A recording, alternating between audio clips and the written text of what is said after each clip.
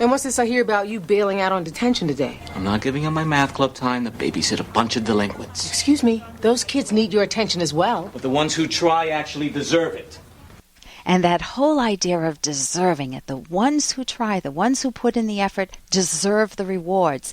And the ones who don't, the delinquents who are throwing away their lives, their minds, yeah, they may have some problems that they need to work on, but they do not deserve this teacher's attention. He prefers to go to math club. And this is from Take the Lead. And talking about rewards and punishments is Dr. Tara Smith, whose specialty is ethics, and she's a professor of philosophy at the University of Texas in Austin. She is the author of Ayn Rand's Normative Ethics, The Virtuous Egoist. Dr. Smith, welcome to the show. Thank you for having me. It's great to be here. One school, if I recall, had 37 valedictorians because they didn't want to make anyone feel badly, and they didn't want to pick out the one stellar student. What is it about this idea that we are all equal, which seems to hold some weight with all of us? You know, we're all born equal, and that no one is better than anyone else. They add that in. Should we treat everyone the same? Is egalitarianism right?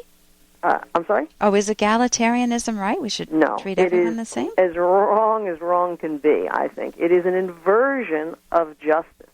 I think the idea gets off the ground because, as you were just saying, there are certain limited respects in which people should be treated equally. Namely, we are all equally human beings. We equally have certain rights. However, we all observe, there is no denying there are great differences amongst us. Some of which are simply inborn, inherited, genetically, and so on. Many of which, most of which, the important ones, are a function of individuals' choices. Some students, in your example, some students put out a lot of effort. They're diligent, they're conscientious, they work hard, and they do well. Other kids do that to lesser degrees. This idea, which is an increasingly prevalent idea, the 37 valedictorians to make everybody feel good, makes nobody feel good because everybody knows it's a sham. Right. If you and I are both one of the 37 valedictorians, right, but I know that you are a heck of a lot brighter than I am, and that I'm one of the dumb students, then what does that do to me? Exactly. Much better to be honest with students. This one was number one. Right. You were an honest number 4. That's terrific out of these 200 Right, or I was an honest number 347. Exactly, as opposed to you just make the whole idea of honoring anyone a complete joke. The kids can see through it, and you're not helping anyone. I mean, this idea, that we can give you self-esteem actually teaches self-esteem isn't important. It's the esteem of others. It's who gets the awards that other people bestow and so on. And people know the way, again, the kids can see through it. They don't feel good about themselves. They feel like achievement is a joke. It's not necessary, and you're teaching a very bad lesson to the students. That is, you're discouraging them from trying hard, from doing their best. Right. Such that they learn to, put in some time and effort on things, and that's the actual way to succeed in life. So what gives this whole movement some credibility?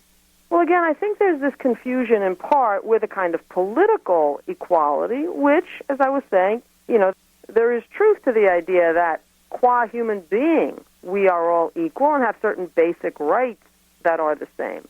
But in dealing with one another beyond just respecting one another's freedom to be in control of his own life, it's another thing to say, and the way you choose to lead your life is equally, that your way or his way or her way, that they are all equally good. Yeah. That's just patently false. And I There's think the irresponsible person and the responsible. There's the more skilled, the less skilled, the more reliable or trustworthy and the less. And those differences make a difference to the outcomes of our actions. And that's, in the educational context, what students need to be learning. And similarly, just in sizing up each other in our everyday interactions, we have to make these sorts of discriminations based on the evidence. So parents about the difference. Yeah, parents who say, let's say they have 4 children, I love you all equally. What does that do? Well, there again, I think it sends in some ways that sends a bad message about it doesn't matter what you do. It doesn't matter what kind of person you make yourself. It doesn't matter if you're the responsible one. Don't or aspire. the Don't be one. ambitious. Yeah, it's false to what is actually necessary for success in life. So it gives people it seems to give people a psychological free pass, but it doesn't. It absolutely doesn't, because the kids know who is the favorite. The kids know who is the smartest kid. The kids know who is the best in athletics. The kids know who is the best morally, who is the most upstanding child. Yeah. And you're really setting the kids up for failure by coddling them in this pretended world of nothing really matters. It doesn't matter what you do. Right, because if I'm the kid who's told I love you all equally, that's meaningless. Because the facts of my evaluation, I don't love both my parents equally. I do love them uniquely. It cheapens the emotion, the alleged reward that you're bestowing on the person is completely diluted. Right. And it is true that you can say, I love them uniquely. There are things in my daughter that I love that my son doesn't have. There are things in my son that I love that my daughter doesn't have. Yes. There are things that they both dislike in me or in my husband, and there are things that they love in each of us. But they're all different dimensions to judge a person on. And so it would be more appropriate to say, if you do love your children, I love them uniquely, but then to say what you dislike too in them, not to be afraid to speak up and to say, I don't like that you're never on time. I don't like that that I don't like to be called names by you. No, love is a response. It's a response to actual observed characteristics That's a good point. of another person. Yeah. So love is not just something that you can get a Hallmark card and say I love you, and exactly. It's not just something pasted on. It's a profound evaluation, your subconscious evaluation and conscious evaluation, and it's an emotion. And it's only meaningful if it is based on actual traits that the other person has. So if it's only meaningful even to the recipient.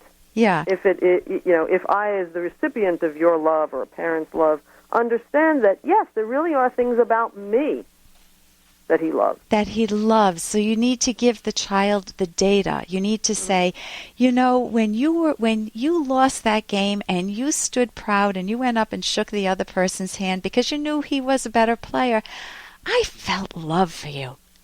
You give one isolated or a few examples of things you observe in your child that you adore, or when you hit the goal and you were so anxious and you did it anyway, that's fabulous. Right. It's now, funny. Point to the specifics, the ground, as opposed to making it seem like this free-floating, baseless thing. Right. Yeah.